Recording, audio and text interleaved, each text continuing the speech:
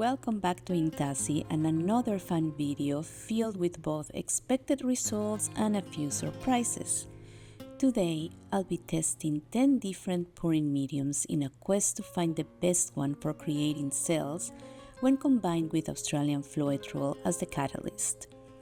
I'll be working with two cell activator colors, lamp black and deep gold, both from Amsterdam, mixed in a ratio of 3 teaspoons of Australian Floetrol to 1 teaspoon of paint. All of my colors are mixed to a thick consistency, a trace between 3 and 4 seconds.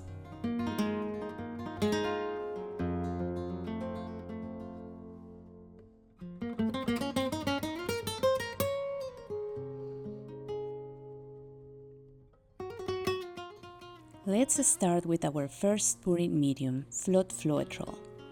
You'll notice I switch up the layering of the cell activator throughout the test depending on the color palette I'm using.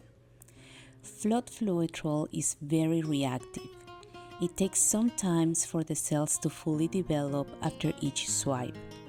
At the end of the video, we'll take a closer look at each swipe while still wet, and then once again when the paint is fully dry.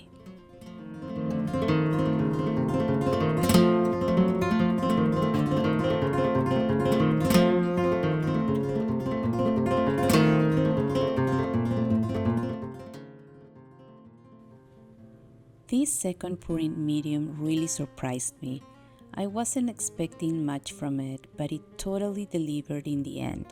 Can you guess which one it is? I've used it before in regular pours and was never happy with the results or the way it dried. But after this experiment, I'm definitely giving it another chance.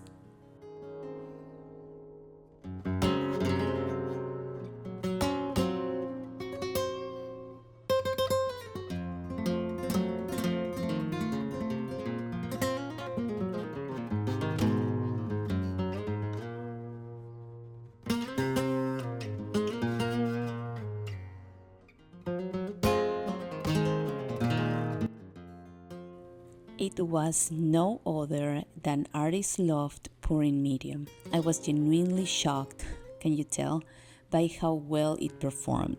Up next is my favorite pouring medium of all time, Owatrol.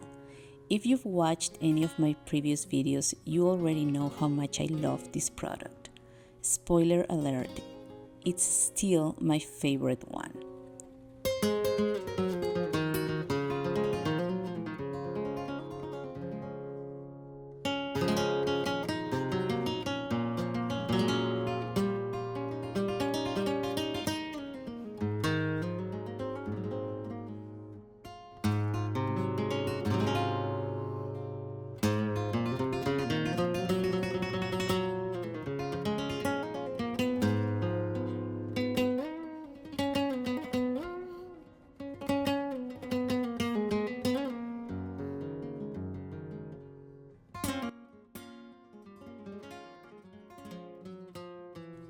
Let's keep going with Liquitex Gloss pouring medium.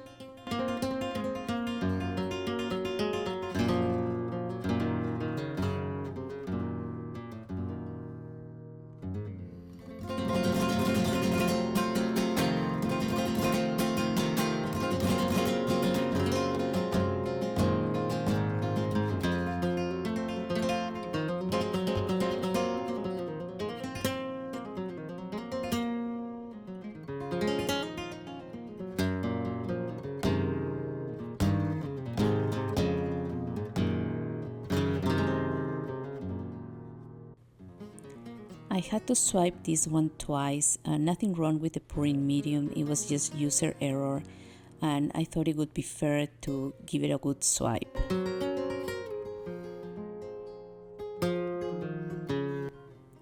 Next up is Vallejo Pearl Medium. This one gives your paint a subtle iridescent sheen and transforms your colors with a pearly finish.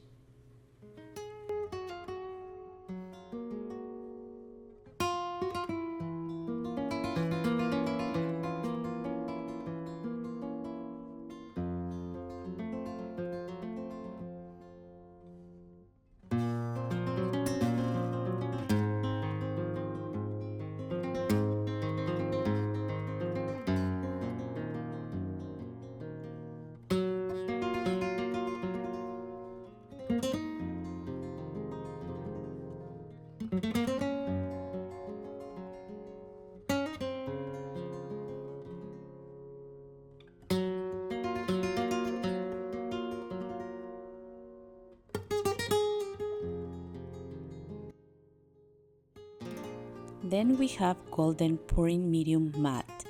This has been one of my go-to mediums for creating backgrounds, but honestly, even after all these years of using it, it never occurred to me to test it for sales until now.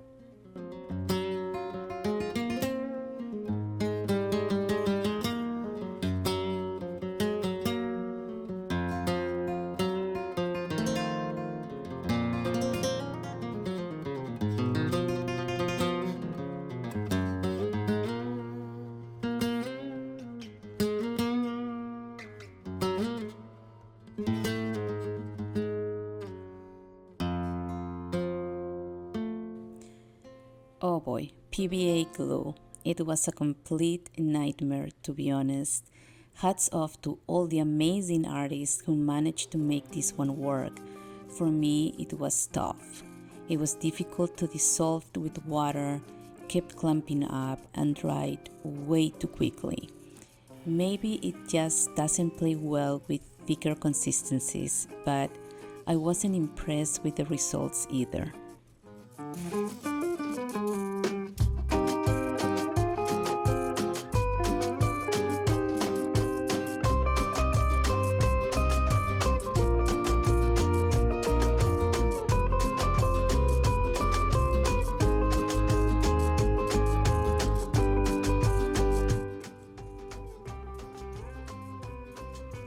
Up next is Satin Enamels from the Quart.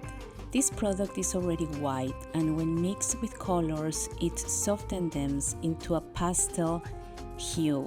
Since I didn't want to use just white for this test, I mixed it with bright yellow and green instead.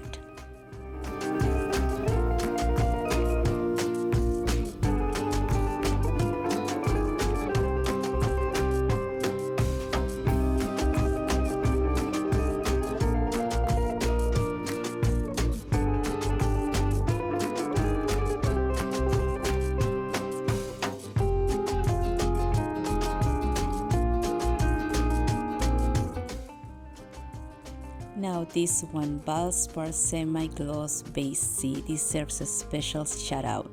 A few years ago, when I was doing a lot of swipes and blooms using house paint, this was the pouring medium I relied on. I barely had to thin it with water and never added varnish or anything else, just this Valspar base and acrylic paint or pigments. It worked beautifully back then, and you'll see why in just a moment.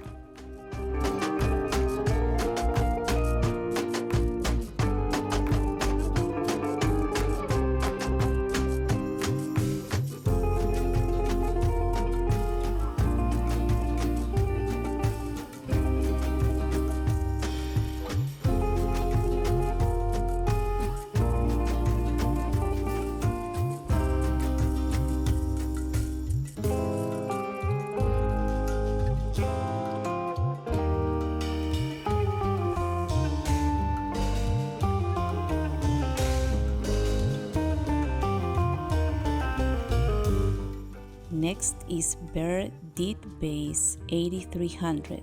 I couldn't do this test without including it. When I first started doing blooms, this was my go-to pouring medium. It creates beautiful, vibrant cells until it dries. For a while, I thought I was doing something wrong. Then I started hearing from other artists who had the same issue. This base tends to distort the cells once dry. Some say it's because it's too glossy. Just a heads up in case you're using it and noticing the same problem.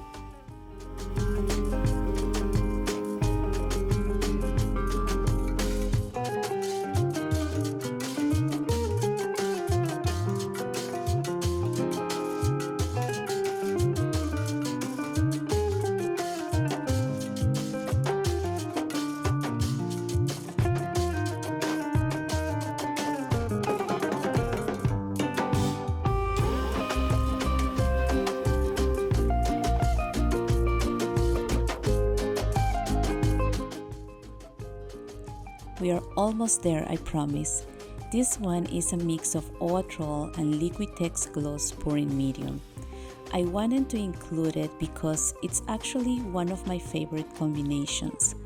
Owatrol isn't an art-grade product and lacks archival properties, so by combining it with Liquitex, you get the best of both worlds, performance and longevity.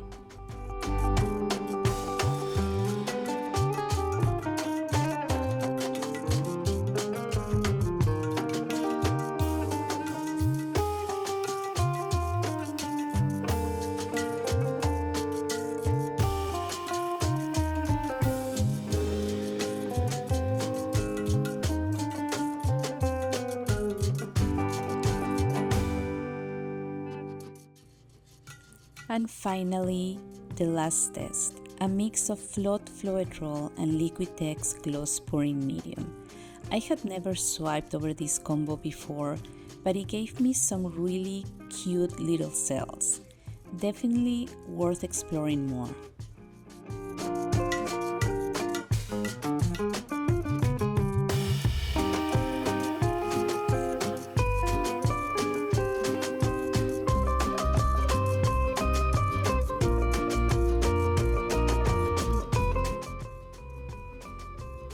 This is a close-up of the wet results. Take a look at these Behr 8300 cells and keep the image in mind so you can see later how it looks when it dries.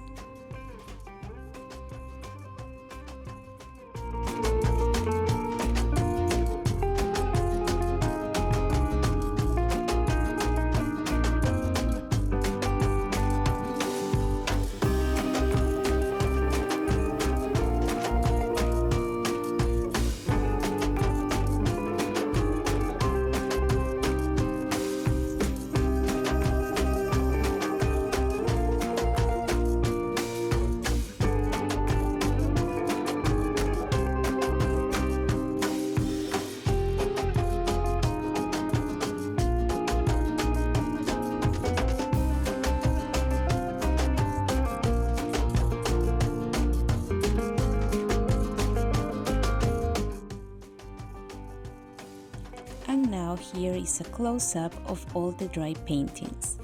There is a comparison picture with labels at the end. Let me know in the comments which one is your favorite and if you'd like to see more testing videos like this one. Don't forget to like, comment and subscribe.